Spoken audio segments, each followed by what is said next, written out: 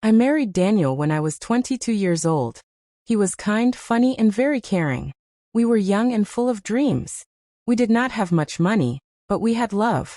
We lived in a small apartment with white walls and old furniture. Still, I felt happy every day. Daniel worked in a small office. I stayed home and took care of our 2 children. Life was simple. Every morning I made breakfast. Every evening we ate dinner together. On Sundays, we went to the park as a family. I believed we had a strong marriage. Years passed. We celebrated birthdays, school events, and wedding anniversaries. 18 years went by very fast. Our children grew taller. Our hair slowly turned gray. We were not young anymore, but I still loved him deeply. But something started to change. Daniel began coming home late. At first, he said he had more work. I believed him. He looked tired and quiet. He smiled less. He stopped asking about my day. At dinner, he looked at his phone again and again. One night I asked, "Is everything okay?" He answered quickly, "Yes, just work stress." I wanted to believe him. I told myself, marriage has hard times. This is normal. But my heart felt heavy. He stopped holding my hand. He stopped calling me my love. He did not look at me the same way. When I tried to talk, he said he was tired. When I tried to sit close to him, he moved away gently. I began to feel lonely in my own home. One evening, I saw him smiling at his phone. It was a soft, secret smile. I had not seen that smile in years. When I asked who it was, he locked the phone and said, "Just a friend from work." Just a friend. Those words stayed in my mind. I could feel something was wrong, but I was afraid to know the truth. After 18 years together, I did not want to believe he could hurt me. So I stayed quiet. I kept cooking. I kept cleaning. I kept loving him. But deep inside, a small voice whispered, "Something is breaking." And I did not know how to fix it. The change became clearer after a few months. Daniel started dressing better. He bought new shirts. He used perfume every day. He even went to the gym. I asked him why. He laughed and said, "I just want to feel young again." But he did not try to feel young with me. One afternoon, he forgot his phone at home. It was on the kitchen table. It kept ringing. I did not want to look. I told myself, trust him. But then a message appeared on the screen. "I miss you already, Red Heart." My hands started shaking. The name was Sophie. I stood there for a long time. My heart was beating very fast. I opened the message. There were many texts. Sweet words. Romantic words. Words he used to send to me. "I can't wait to see you tonight. You make me feel alive. I wish I met you earlier."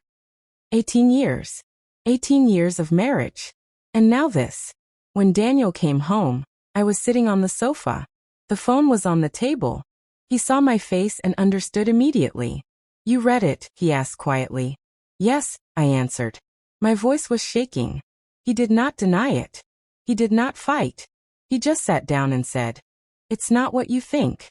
But it was exactly what I thought. "How long?" I asked. 6 months, he said. 6 months of lies. 6 months of fake smiles. 6 months of sharing his heart with another woman. "Do you love her?" I whispered. He looked at the floor. That silence hurt more than any words. "I don't know," he said finally. "She makes me feel different." Different. What was wrong with the love I gave him for 18 years? We argued that night. I cried. I asked questions. He looked confused and tired. "I didn't plan this," he said. "It just happened." But love does not just happen.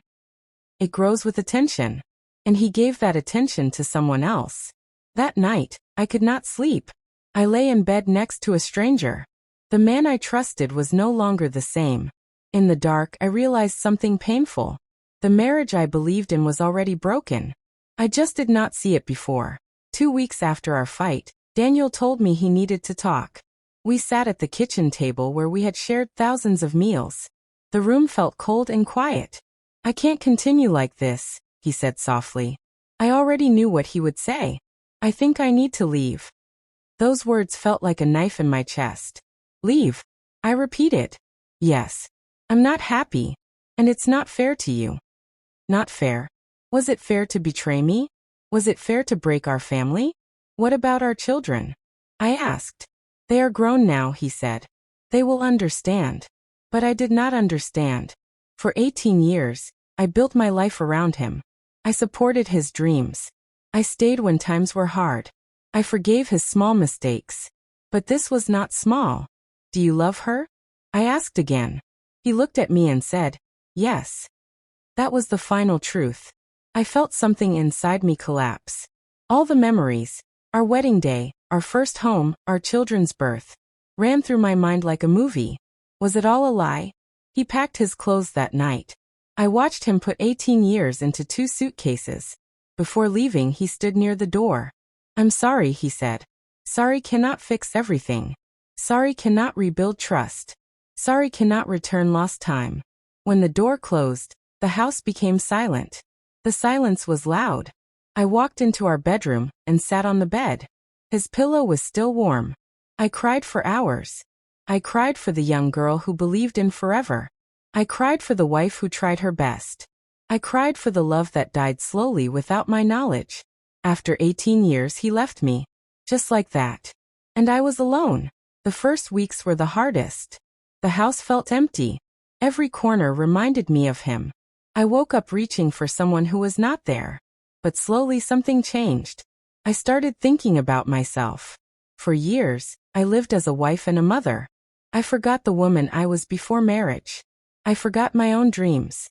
One morning I looked in the mirror and asked, who are you now? The answer was simple. I am still me. I began taking small steps. I joined a cooking class. I met new people. I started walking in the park every evening. I called old friends. I laughed again. The pain did not disappear, but it became softer. One day my daughter visited me. She hugged me and said, Mom, you are stronger than you think. Those words gave me courage. Daniel called sometimes. He sounded unsure. His voice was not as confident as before. I learned that life is not always perfect on the other side. But I did not ask questions. I stopped waiting for him. I stopped blaming myself. His choice was not my failure. Love should feel safe. Love should feel honest. Love should not make you question your worth. After 18 years, he left me. But he did not take my strength. He did not take my kindness. He did not take my future. Now I wake up for myself. I cook for myself. I smile for myself. I learned something important. Sometimes, people leave not because you are not enough, but because they are searching for something they do not understand. And sometimes, loss teaches you who you truly are. I am not just a woman who was left. I am a woman who survived. And this time I choose myself.